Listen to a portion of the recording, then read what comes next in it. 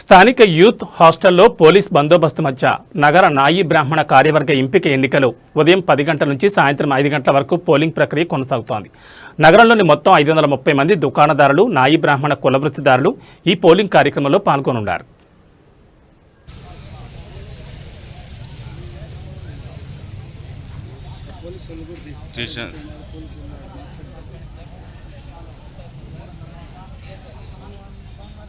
నిన్న